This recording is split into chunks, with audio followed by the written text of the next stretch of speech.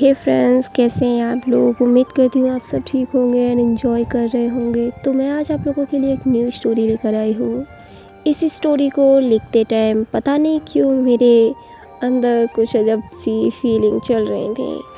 मैं उन फीलिंग्स को सच में बता नहीं सकती। मैंने इस स्टोरी को लिखा, सोचा भी, पर जब मैंने इसे वापस सोचा तो कुछ अजीब सा फील हुआ मुझे। और मैं उम्मीद करती हूँ कि जब आप लोग इस स्टोरी को सुने तो आप भी सिर्फ सुने नहीं, उस फीलिंग को महसूस करें जो मैंने की कहीं ना कहीं। और मैं जानती हूँ आप लोग इसे सुनेंगे ही नहीं, फील भी करेंगे। तो मैं अब अपनी स्टोरी को कंटिन्यू करती हूँ। रात के 2:17 हो रहे हैं। पूरी सिटी सो रही है लेकिन वांग एबू जाग रहा है। हल्की ब्लू लाइट जो उसके पेंट हाउस पे गिर रही है। टेबल पे अनटच्ड कोल्ड कॉफ़ी पड़ी हुई है। वो सामने सोफे पे बैठा है। उसके सामने लैपटॉप खुला हुआ है। उसकी हल्की सी रोशनी, हल्की सी ब्लू रोशनी जो उसके फेस पे पड़ रही है, उसके फेस को और ज़्यादा ठंडा और कोल्ड बना रही है। उसके लिए $1,000,000 की मीटिंग को डील करना ज़्यादा बड़ी बात नहीं है। उसके लिए मुश्किल है तो हर रात सोना। उसका हर रात सिर्फ एक ही रूटीन होता है, एक वेबसाइट ओपन करना, अनोनिमस वेबसाइट ओपन करना, user name search the blue rain. And वो जब इस वेबसाइट, इस आईडी को ओपन करता है तो एक न्यू पोस्ट, उसकी फिंगर जो एक सेकंड के लिए ठहर सी गई। लेकिन जब वो उस पोस्ट पे वो क्लिक करता है तो उसकी जॉ लाइंस जो थोड़ी सी टाइट हो गई। वहाँ पर पोस्ट था, कभी कभी सबसे पावरफुल लोग भी अकेले होते हैं। उनके आसपास शोर होता है लेकिन वो अंदर से पूरी तरीके से खामोश होते हैं। जब ईवो ने इस लाइन को पढ़ा तो वो थोड़ी देर के लिए शॉक पे हो गया। उसने अपनी आंखें बंद की। हाउ, कैसे एक अननोन पर्सन उसके माइंड में चल रहे थॉट्स, उसकी फीलिंग्स को लिख सकता है।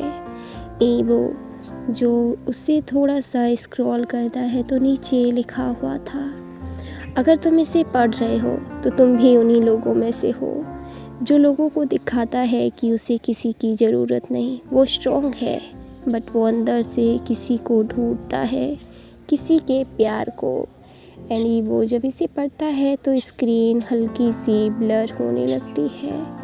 वो अपनी आईज़ क्लोज कर लेता है एंड उन चीज़ों को फील करता है।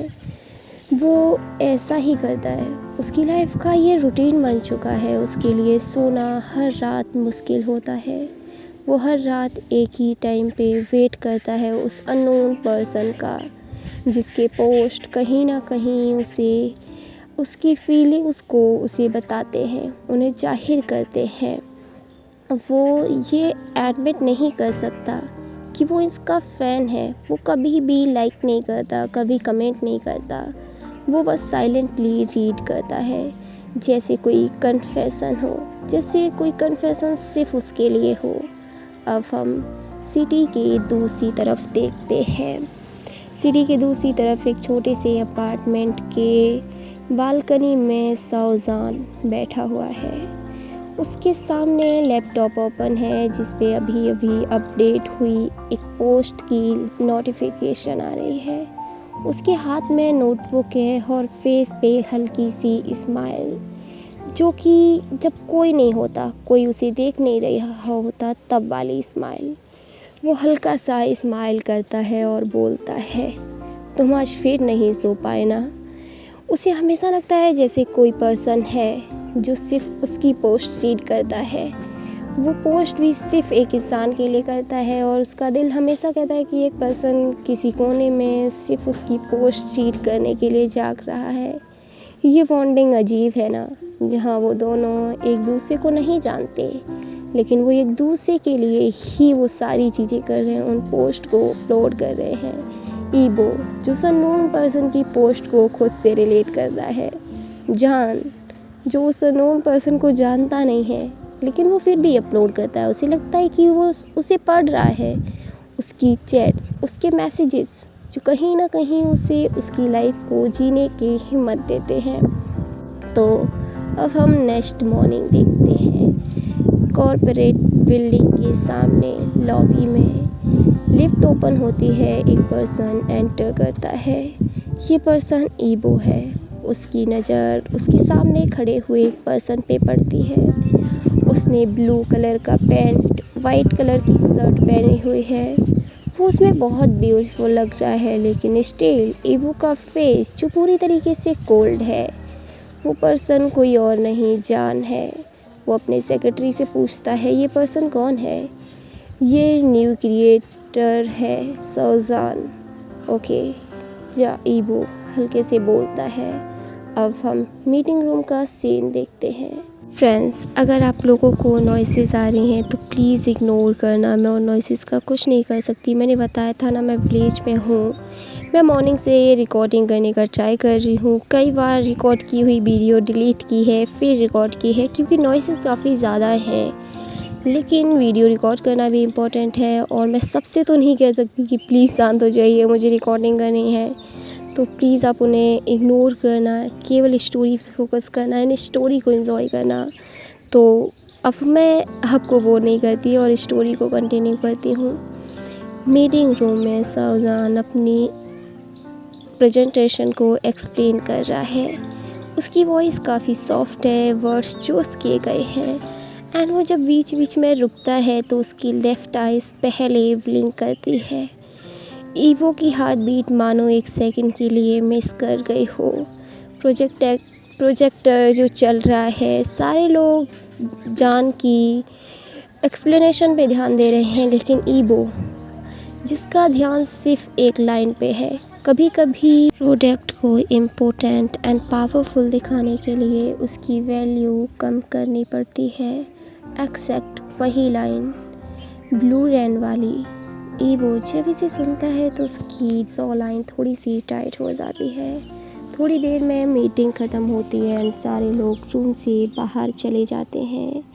एंड जान एंड ईवो जो रूम में थे, ईवो जो बोलता है वही लाइन, बिल्कुल सेम। जान जो बोलता है, कौन सी लाइन? ईवो जो बोलता है कि तुम ऐसे एक्सप्लेन कर रहे थे जैसे कि पूरे रूम को डेडिकेट नहीं, सिर्फ एक इंसान के लिए हो वो सब। जान जो हल्की सी स्माइल करता है, और उस स्माइल को देखकर ईवो के दिल में एक सॉफ्ट कॉर्नर जो कि काफ़ी ज़ोर से हार्ट बीट उसकी बीट करने लगता है। जान जो बोलता है, रूम के अंदर सिर्फ एक इंसान होता है जो सुन रहा होता है सही तरीके से, बाकी सब तो बस शोर होता है। तो हाँ, मैं एक ही इंसान को डेडिकेट कर रहा था जो मुझे सुन और समझ रहा था। ईवो जो एक सेकंड के लिए स्टैंड हो चुका था, उसकी आइज़ में सॉफ्टनेस थी। उसे ऐसे लगा जैसे कि 2:17 AM 11:03 AM में बदल गए हों। ब्लू रैन जो उससे ज़्यादा दूर नहीं है, वो बस उसके पास है, उसके करीब, बिल्कुल करीब। एंड वो दोनों जो एक दूसरे को कंटिन्यूसली देखे जाने लगते हैं। जान जो हल्की सी स्माइल करके बोलता है, mister Evo, are you okay? आपको कुछ हुआ है क्या? हाँ ना, नहीं कुछ भी नहीं हुआ। एंड जान और ईवो जो एक दूसरे की तरफ देख रहे हैं। रूम में फुली साइलेंस है, एक अजीब सा साइलेंस। हल्की सी हवा जो पूरे रूम में फैली हुई है। एसी की थोड़ी सी आवाज़ बस वही रूम के अंदर सुनाई दे रही है, वरना पूरी तरफ साइलेंस है। एंड इसी के साथ ये चैप्टर ख़त्म होता है।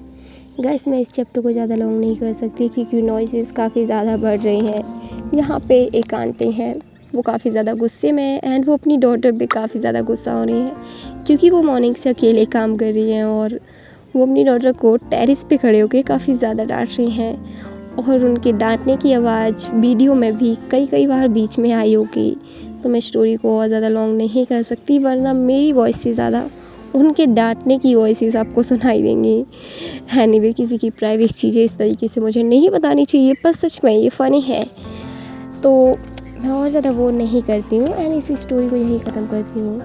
अगर आपको इसका नेक्स्ट चैप्टर चाहिए तो मुझे कमेंट करना, मैं इसका नेक्स्ट चैप्टर ज़रूर लेकर आऊँगी अगर आप लोग कहेंगे तो अभी के लिए बस इतना ही, एंड एंजॉय करना, प्लीज़ मुझे सपोर्ट करना। Bye bye friends, take care.